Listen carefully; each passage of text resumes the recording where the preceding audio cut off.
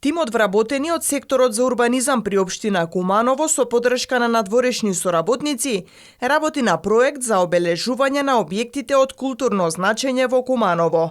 Имено проектот, кој е со поддршка на Асоциацијата на градови со културно наследство на Република Франција и нивното Министерство за надворешни работи, а во кој се вклучени и градови од Република Албанија, има за цел да ги зајакне капацитетите на заедниците.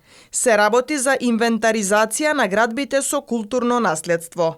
Ние како дел го избравме во Куманово, делот Хотел Куманово, со низата на објекти стамбено-деловни долж улицата 11 октомври.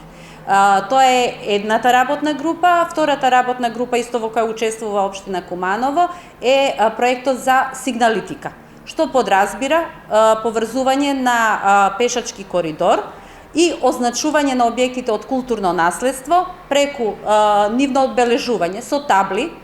Најпрвин, потоа ќе видиме кој дизајн на табли ќе се користи, јарболи, QR кодови за подетален опис на секој културен споменик.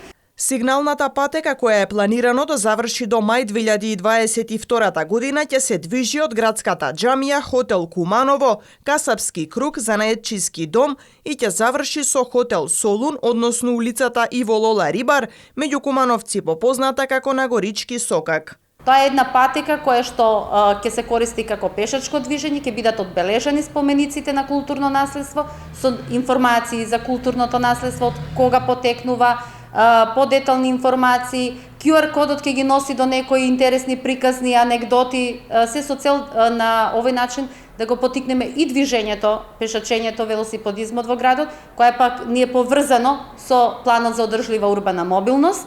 Со вакви новини за познавање на културното наследство, надлежните од секторот за урбанизам се надеваат дека ќе придонесат и за зголемување на бројот на туристите во градот.